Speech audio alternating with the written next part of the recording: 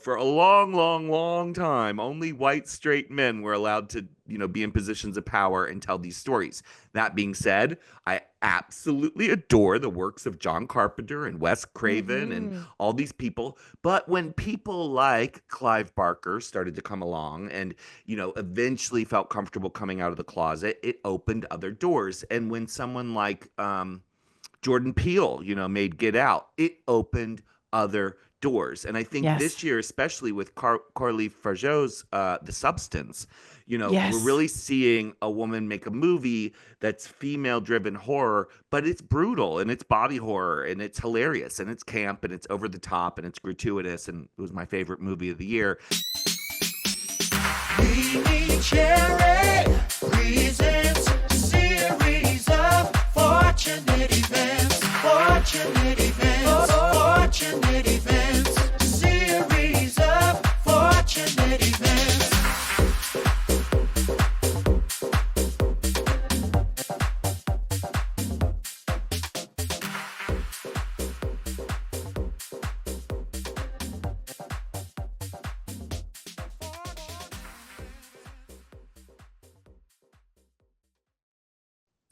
Hello, hello, hello. Welcome back, everybody, to the latest episode of the series of Fortunate Events, a podcast brought to you by who? Still me, Mimi Cherry, and I have a returning guest today. The one of the most illustrious guests I've had on the pod, the first big name to give me a chance when I was a baby little pod, the return of Peaches Christ. Hi, glad to be back. I was looking at the last time that we chatted on a pod. I've seen you out and about on the scene since then, and but last time we chatted, it was 2018, and interestingly enough, the Orange Terror was a terror then, and now like a really bad scary movie character that won't die is back Yeah, that's again. true. That's a really good way to think of it. It's like you know, um, Michael Myers, when he sits back up after you think Jamie Lee Curtis has killed him, it Yes. is. It's like the return of a monster. Yeah, yeah, seriously. So we'll touch a little bit on that. I don't want to dive too deep into the terror because we've survived him once and we will survive him again. But I do want to touch a little bit on how we survive. But before that, there has been a lot that has happened since 2018. Obviously, we survived him once. We had a change of guard. The community, I feel like, came together in a very impressive way. I did my drag debut last year, Oh, and I congrats. thank you. And I have the cutest, sweetest drag mother, Mama Celeste, who you know from the local scene. And I figured we could start there because I asked Celeste, I saw Celeste for my birthday brunch this weekend, and I was like, Celeste, I'm going to have Peaches on. What should we talk about? And Celeste mentioned, especially now, given everything that's going on, intergenerational drag, right? And how we lean into community with each other, and how, when we think about like, in quotes, like your generation, you lost a lot of your elders, and the fact that my drag mother is 13 years my junior, she's younger than me, I feel like says a lot. But I think there's hope in the younger generation, and so I want to ask you, Peaches, how do you feel about that intergenerational drag, how we're coming together now, and B, how do we make it grow even stronger given the face what we're facing right now? Yeah, I think that's a good question. And I hope that it continues to uh get stronger. I've been really blessed in that when I sort of fell into drag, it wasn't nearly as popular as it is now. In fact, it was unpopular in the mid 90s. And it I want to be was unpopular.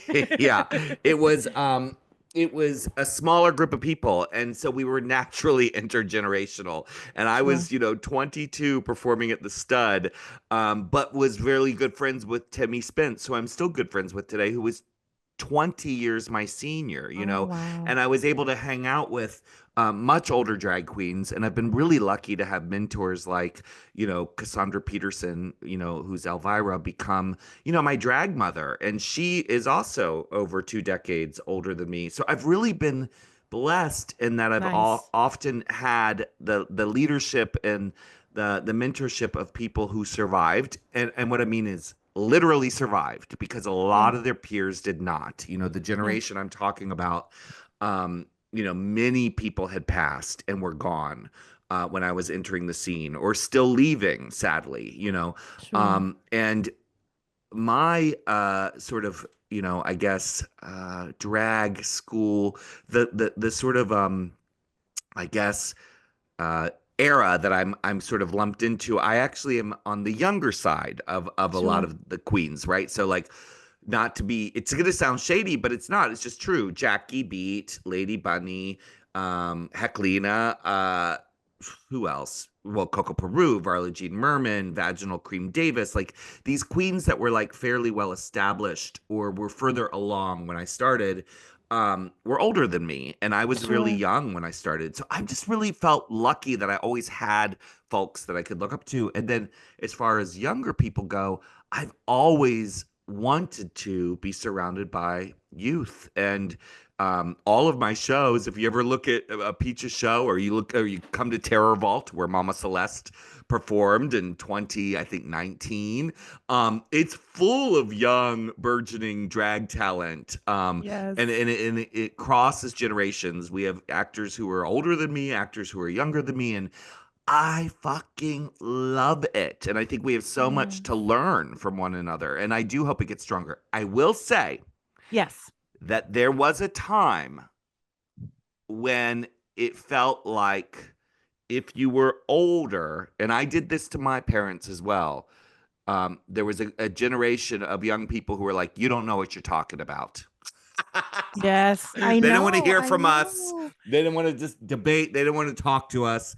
And I wish it wasn't necessarily like that, because I think discussion and arguments and actually, having conflict or disagreements is good for everyone. Yes. But there was a time where it was kind of like, you know, um, no, no, no, you don't know what you're talking about, and if you say the wrong thing, we're going to cancel you. And I don't Yes. think that that was a productive time for intergenerational sharing of experiences, and I hope we Oh, can move beyond that. yes, it took me right back. I remember I had recorded with you and I had scheduled a podcast with our dearly departed Heclina. And I remember going on Facebook and saying, hey, I'm going to have Heckles on the show, any questions? And somebody was like, oh, ask Heclina how she feels about, and then it's like calling back to some, inappropriate joke that she had made on stage and like she was being canceled in the moment. And I Yeah. remember like quietly deleting that question. Yeah, yeah, And yeah. like, There was that time, and not to say that we aren't above critique. I mean, of certainly course. not. Um, it's just I benefited from having older people in my life who did a lot of tremendous things, made mistakes, learned from their mistakes, and I hope that I can be like that as well. And certainly, Lord knows, I've made mistakes, and I learn so much from both the younger people in my life and the older people. But there was this era where it was kind of like there's no redemption, there's no moving beyond this, there's no discussion around it. You made a joke that we didn't like, therefore you're done, or whatever. And Yeah. I think we are moving beyond that. Yeah, there was a little bit of throwing the baby, the water, the tub, the house out the it, window. it wasn't very productive, and honestly, I think in some ways, well, you brought up the orange monster, Sure, so the I terror. feel the everything awful that person represents is sadly, a power that's so great right now that if we collectively don't realize that our class consciousness, our not being the 1% is what we all have in common. And Yeah. it's on both sides. I've seen these memes where it's like, oh, Yes. you don't have trans people in the bathroom, but the cost of eggs is going to be cheap. It's like, we're all being manipulated. The Yeah. quote unquote progressives, the conservatives, the racists, they are playing us like a fiddle. And Yeah. us all warring with each other is exactly why we will stay at the bottom and they will remain at the top. So, Yeah. with that, I hope maybe the silver lining here is this is so horrible and so bleak, and people who were duped into believing these people will realize how effed we all are, that maybe there will be some semblance of us setting aside our more petty differences. And certainly our trans identities are not petty. I'm not saying that at Of all. course. But when you mix religion, when you mix, all this stuff, and if we could just realize that if we are not filthy rich, we are all fighting the same battle. And Yeah. the rest doesn't matter. And Yeah. maybe we'll actually, maybe finally be able to move the dial because it's gotten that horrible. Yeah, we gotta go from being the crabs to being the fisherman. Oof. I mean, it's the only way. It's the only way. And all this other noise, all the stuff they have us fighting about is Yeah. so brilliant.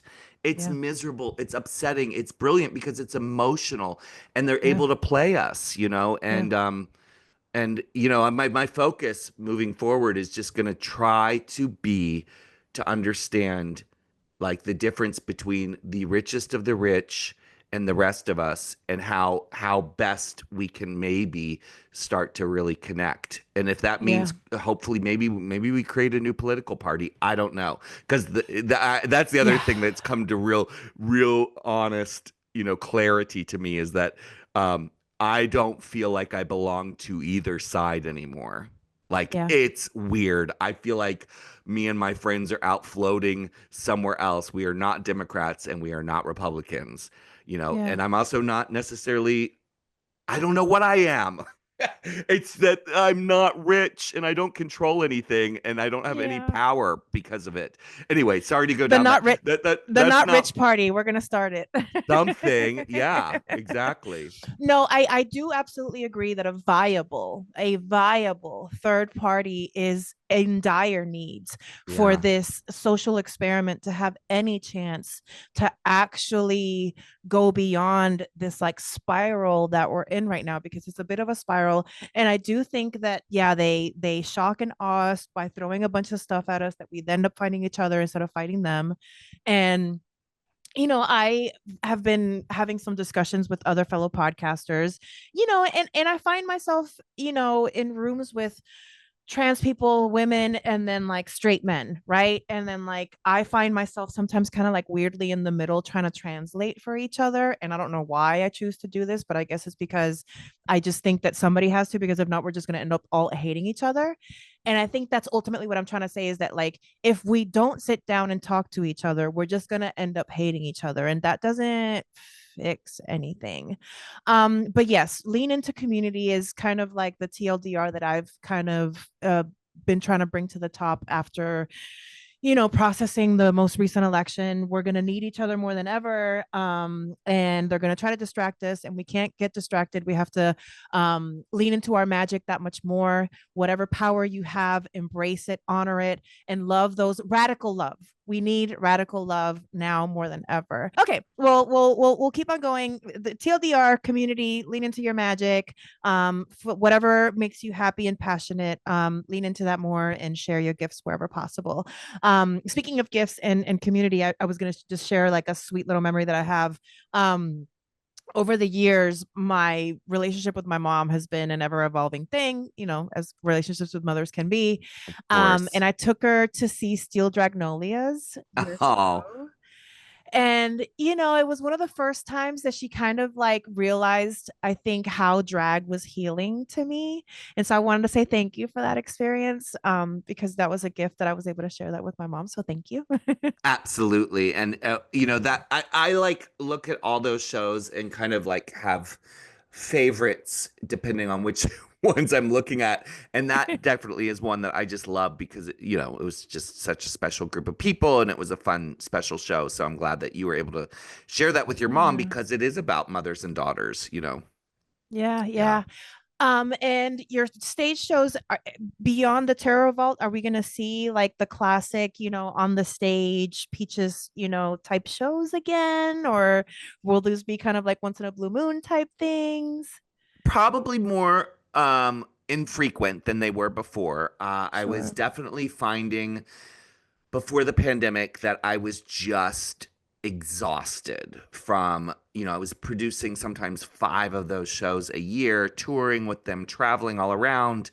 And I was the writer, the director, the producer, the person putting up the money, all of Yes. it. And it was just, I didn't want a pandemic for sure, but I did have an intention to slow down, not quite slow down as much as we all Yes. slowed down. That being said, between the pandemic happening and then the Castro Theater being taken away, it really, radically shifted my ability to do those kinds of events the way I had been doing them, which was to Sure. build them and workshop them in San Francisco and present them and premiere them at the Castro Theater. When that all changed, it's sort of like it's been both good and bad. The good part is that I've been able to work on a lot of other projects that kind of were on the back burner. The bad side is that it was all taken away rather than slowing down. It was just sort of, snatched away. So we'll see. I mean, the Castro Theater is supposed to reopen this year at some point. And, I am talking to them about doing something when they reopen. So, I don't know. Sure. We'll see what happens. But I love those shows. I miss doing those shows, but I probably won't return to it being my primary focus. Sure. Well, I have a soft spot in my heart for those shows. I loved going out to the Castro Theater. And now that I live in Alameda, like going into the city for something is like I really have to want to go. And I would go for any of your shows at the drop of a dime. So please, please, please, Castro Theater, bring them back. Um And before we dive into like silly kind of horror movie questions and things like that, I just wanted to like give you a chance and just give you an open space to share with my listeners anything that you want them to know about your dear friend Heclina, who is no longer with us. Well, I mean, I think that she hopefully uh will, her memory will live on forever, but part of I think wanting to see that happen is I've actually started to talk to people, and I'm not the right person to do this by a long Sure. shot because I'm too close and too kind of part I'm, part of the story, but I would love to see someone do some sort of docu-series or documentary that really kind of showcases what a trailblazer she was as far as drag goes, and how a lot of what she did led to the sort of modern drag popularity that we see today, and the number of people and artists that she's influenced is Yeah. extraordinary. So that being said, I actually did have a meeting yesterday, and it's something I'm putting out into the universe, and I hope that I guess what I'm trying to say is she's more than worthy of that kind of Sure. project. I also think it's because we showed a documentary about T-Shack in Palm Springs this past spring as part of a fundraiser for our friend Pippi. And I hadn't seen the movie in a long time. And all these young people that I work with in LA that had been in my movie, All About Evil, they came over from LA to Palm Springs and they watched this movie. And I've been friends with them now for 10 or 15 years. And they all came up afterwards. And these are kids who've been kind of raised on Drag Race.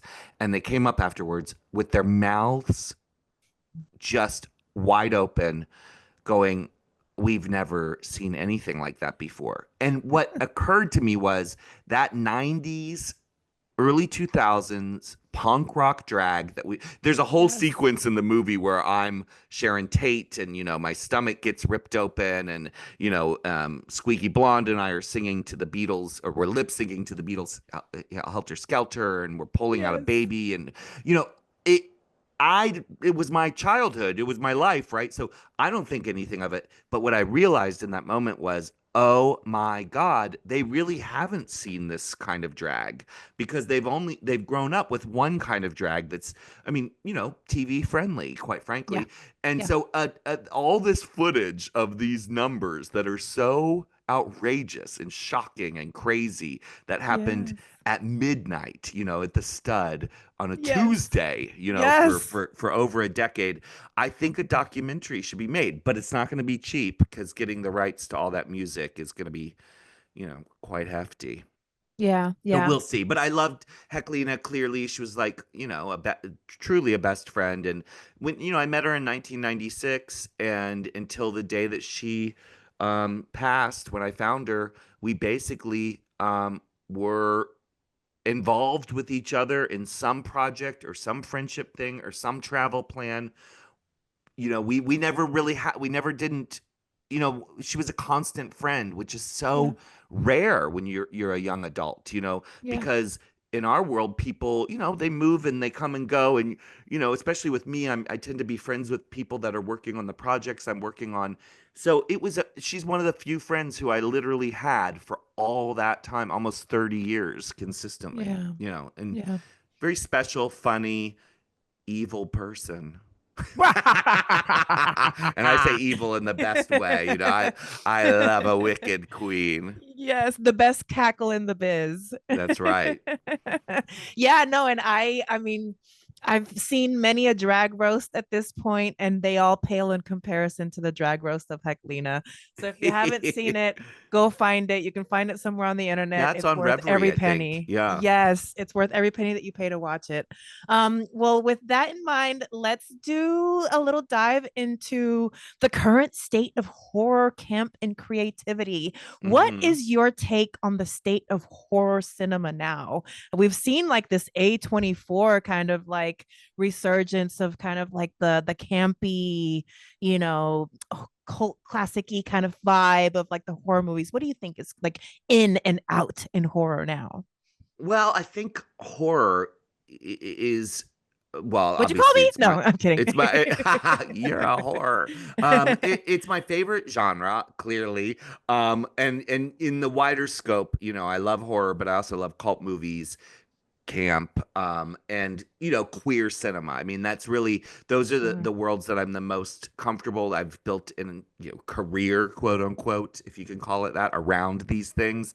And I I think would we're in call a it that. I never thought of it that way for a long time, and then all of a sudden it was like, oh no, this is how you pay the rent.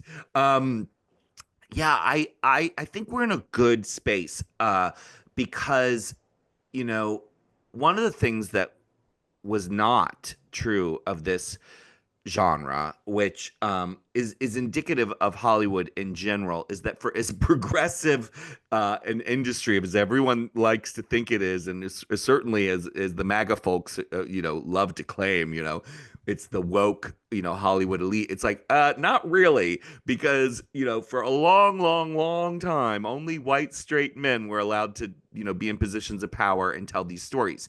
That being said, I absolutely adore the works of John Carpenter and Wes Craven and Mm-hmm. all these people. But when people like Clive Barker started to come along and, eventually felt comfortable coming out of the closet, it opened other doors. And when someone like Jordan Peele, made Get Out, it opened other doors. And I think Yes. this year, especially with Carly Fargeau's The Substance, we're Yes. really seeing a woman make a movie that's female-driven horror, but it's brutal and it's body horror and it's hilarious and it's camp and it's over the top and it's gratuitous, and it was my favorite movie of the year. So I think we're in a really good, exciting space because we're really seeing new folks telling these stories, black folks, queer folks, women, trans folks. Yeah. I saw The TV Glow was another big release from this past year, created and directed by a trans woman. We haven't seen that in horror, or not very much of it over the years.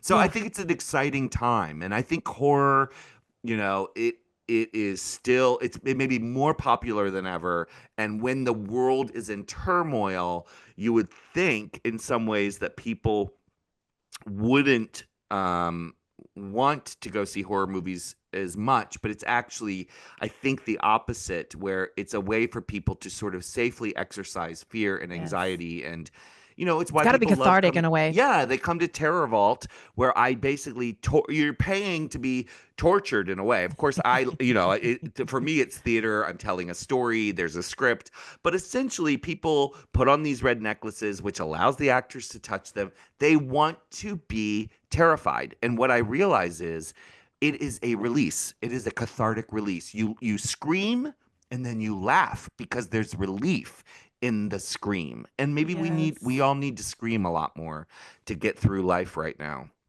Relief in the scream. There's something there. I feel Yeah. like that's like a meditation yoga class retreat. Releasing Yeah, the it's like it's a, scream. it's a real true release in a way. You could think of it as an ejaculation of fear. Yeah. You're ejaculating your fear. How's your head? um, how do you think the current audience is? Are they more receptive or less receptive to camp and parody? That's a good question. I just started doing this college lecture tour Oh, with my friend, Dr. Heather O. Petricelli. oh, And uh, God, she was one of the original Midnight Mass players back in the 90s. She shot all of my short horror films, all of those silly drag parody films, which wow. went on to play film festivals, to the shock of all of us, because they were always meant to just play at Midnight Mass. And then, they became like movies that people showed all over the world, which was insane. And Heather shot all of those. But she left San Francisco. She went to Portland State. She studied cinema. Then she went and got her master's. Then she went to England and got her doctorate in queer horror. And then she wrote a book called Queer for Fear, which is an academic journal about queer horror. Oh And my she and I God. have put together a college lecture tour that we're doing as Peaches Christ and Dr. Heather O. Petricelli, called Queer for Fear Live.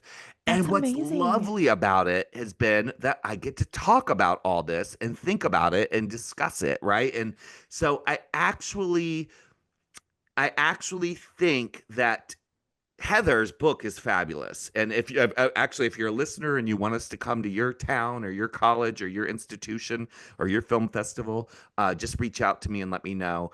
But one of the things that we talk about is camp in this, and how horror in general, in a sense, is camp in and of itself. Yes. And that Yes. horror generally, there's an argument that can be made that horror is queer.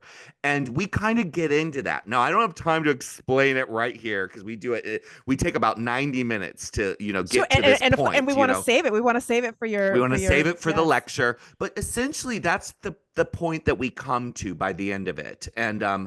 And then we talk, the big finale, we kind of, talk a lot about Midnight Mass and Peaches Christ and our experience, and we make it personal, even though there's sort of this academic lecture approach to some of it. But by the end, it's kind of like, not only is horror queer, and is horror camp and horror and queerness are all kind of infused in each other.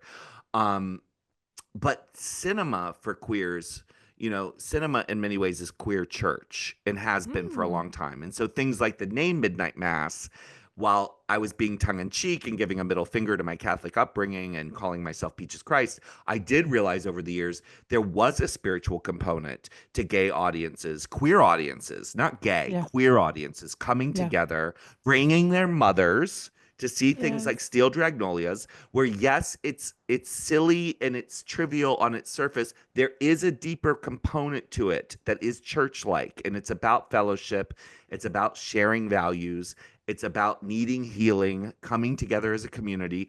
It took me a million years to figure this out.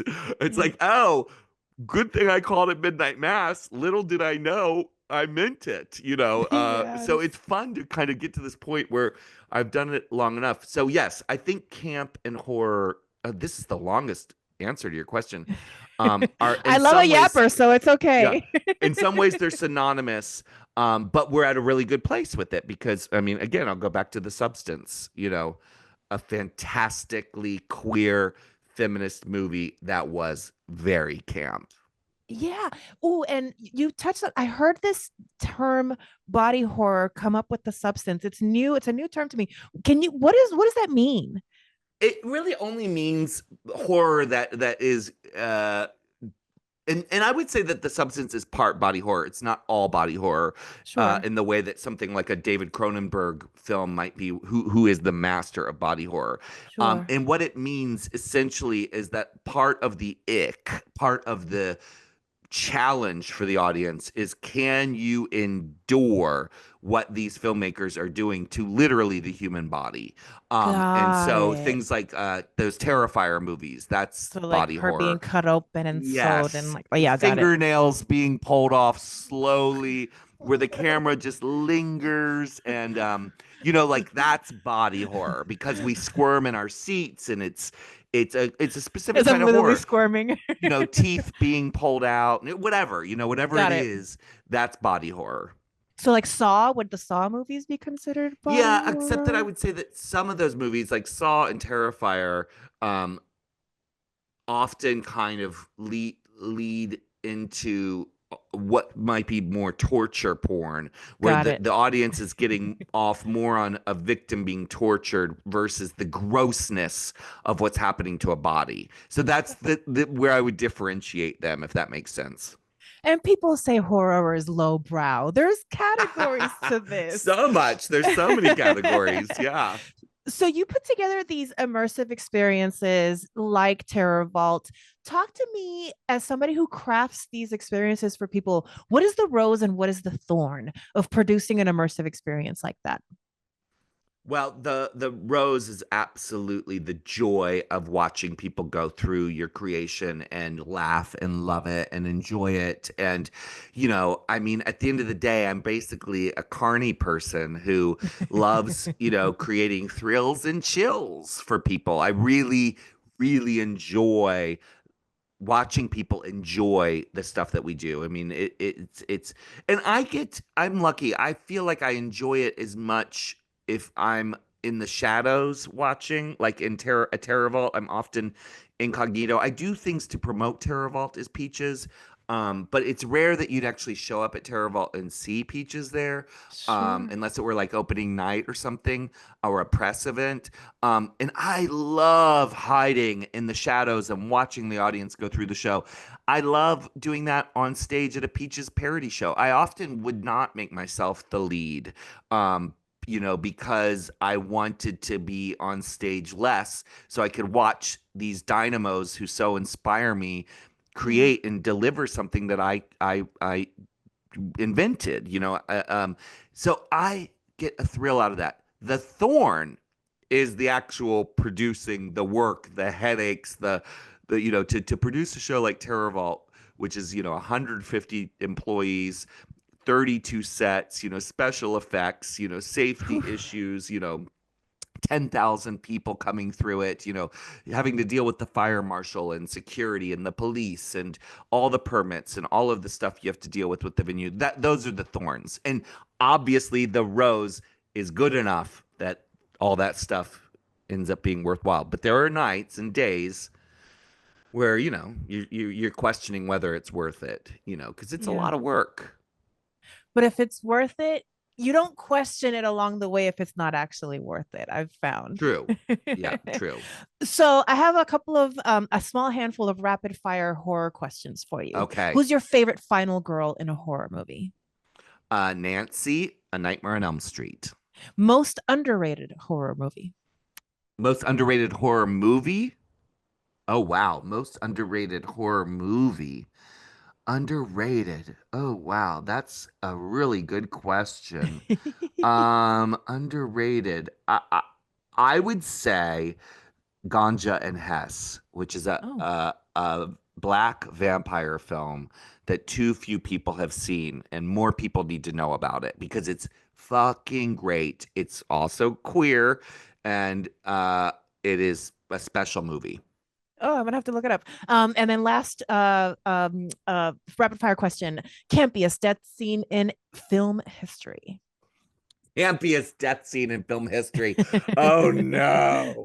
That's nuts. Oh my God. Well, I think probably I'll have to revert to something by Freddy Krueger, because I think Freddy's kills were camp Yes. personified, you know. And it's up to the point of getting to be just ludicrous. But I feel like maybe the collection that best, you know, illustrates beautiful camp kills is presented in Dream Warriors, which is the third installment of the Nightmare on Elm Street franchise. And I would narrow it down to a girl having her head bashed through a TV who wanted to be an actress, a puppeteer whose veins were all ripped out that Freddie turned into a puppet, or I'm going to vote for this one.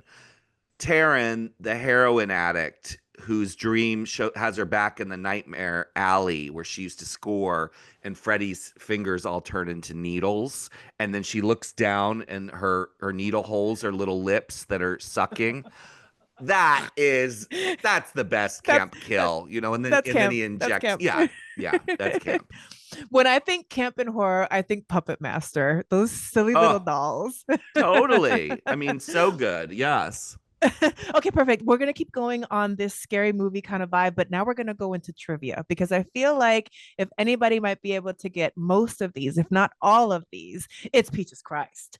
So, what is the name of the summer camp in Friday the 13th? I feel like that's an easy one. The summer camp? Oh my God, Yes. I don't know. I know that it's Crystal Lake is the Camp Crystal Lake. Camp Crystal Lake. Okay. There we go. In The Shining, what word does Danny repeatedly write and say backwards? Red rum. Yes. What was the budget of the original Halloween? Now we're getting a little bit harder. God, I don't know. I mean, Yeah. $1 million? 300,000. No. Yeah. Wow. In Get Out, what is the name of the place Chris is hypnotized into? The Sunken Place. Good job. What is the title of Jordan Peele's second horror movie? Nope. Us. Oh, Us. Nope is the third. Oh, I messed the long up. forgotten Us, which is in Santa Cruz. Yes, of course. Which is actually what's underrated. weird though is I pictured Us. I pictured the poster for Us, and I said nope. Anyway, brain it's fart. those one word movies. Jamie Lee Curtis starred in Halloween, but what was her very first film role? Oh wow, was it Prom Night? This question, it's so funny. It's like the internet, right? I'm like, I love it when the question has the answer. It was Halloween. Really? That's a trick question. I guess so, yeah. And death becomes her. What is the potion supposed to grant its drinker? Well, everlasting life. Youth Live forever. and life, Yeah, youth yes. and beauty. And last but not least, in our scary movie trivia, which movie features a killer who beep up boop up beep calls his victims and asks them horror trivia? Scream. Yes, good job, good job. And before I let you go, we'll just do one last little segment. This is for the Patreon. So if you're Okay. not a part of the Patreon, this is your chance to go sign up to the Patreon. All the cool kids are doing it. I was wondering, do you remember that you have a Patreon? Wait, I have a Patreon? Now, correct me if I'm wrong. Not only do you have a Patreon, but you also have a certain level of each Patreon that each person can aspire to become. Yes, you can aspire to be one of my patrons. What is the first level? Well, I'm so glad that you asked the honey level. And in the honey level, you're going to get a sticker in the mail. You're also going to get production credit. Hey. And you also get access to hot cam footage, editing footage that used to end up on the editing room floor digitally that now ends up in your hot little pockets in your honey level of the Patreon. What Yes. is the second tier? We have a sugar tier. In the sugar tier, you're going to get not one sticker. You're going to get 2 stickers in the mail every month. You're going to get the production credit. Hey. You're going to get the hot cam footage. Okay. But you're also going to get the new Patreon exclusive What's in My Snurse and or just other Patreon exclusive content that would not be at the honey level because honey, you're okay, but you're not sugar. If you take sugar and you throw it in a pot, put a little heat on it, Okay. you get caramel. There's a caramel tier now? That's the top tier. Okay. I have to know what is in the caramel tier. What's in the caramel? You get 2 stickers in the mail every month. You know that you also get a little note handwritten by me? What? Yes, everybody gets a note with the stickers. Well, that's fun. I mean, it's like Christmas, I told you. Okay. You get the stickers. You get the production credit because you're what? A producer. Hey. You get the hot cam footage. You get the snurse footage. You get the other Patreon exclusive footage, but you also, and we are coming up on the first drop of these that people are going to get t-shirts in the mail because every 6 months, the caramel level gets a t-shirt in the mail. So yeah, so that is the Patreon. So as we close out the show, what can we look out for in 2025 in the Peaches universe? Well, we've already started working on developing the new Terror Vault show because it takes forever to build those. I have I've been doing a lot of shows with symphony orchestras, which is really wild and strange. And that all started when I started doing shows with Edwin Outwater in San Francisco at the San Francisco Symphony. But those shows have taken me to the Royal Albert Hall in London and all over. And so we have a lot more of those shows coming out. We're doing Symphonic Pride, which is a big queer variety show in different cities. We're doing Symphony of Terror, which is a night of horror music. And then we do our holiday show, and we're going back to England at the end of the year. So there's that, which hasn't been announced yet. I'm doing more shows with my friend Mink Stoll, the cult film actress. I'm doing more Midnight Mass live events with my co-host Michael Verratti. So there's a lot coming up. I'm doing the college lecture tour. Yes. And then we're writing and working on a movie that's being developed and possibly even a TV show. But, you know, those things are always take time and they may or may not happen, you know. Well, I've been in a manifesting mood lately, and this podcast is very much a manifesting kind of ground. So I can't wait to see the movie. I can't wait to see the TV show. And if you have any chance to see Peaches close to you, if you have to drive to see Peaches, get in that car and drive and go see Peaches, go see the lecture, go see Midnight Mass, go see any of the things that Peaches is doing. If you've made it this far, if you're listening, thank you. Leave a review on Apple Reviews or Spotify or wherever you're listening. If you're watching on YouTube, aren't we so cute? I know I'm cute. I know Joshua, aka Peaches, is very, very cute. So leave us a like, leave us a comment, leave an emoji of what you think, which villain you think is a musical girly, but leave it in emoji form. I know. Does that make sense? No, but it does in my head. We have a goal here because we're very goal oriented at Series of Fortune events. And this year we want to break 1,000 subscribers on YouTube. So anytime you're at a friend's house, go onto their little computer, boop, boop, boop, boop, boop, youtube.com/MeMeCherry. Subscribe and they'll thank you later. Any word of wisdom as leave you with the final thoughts, Peaches?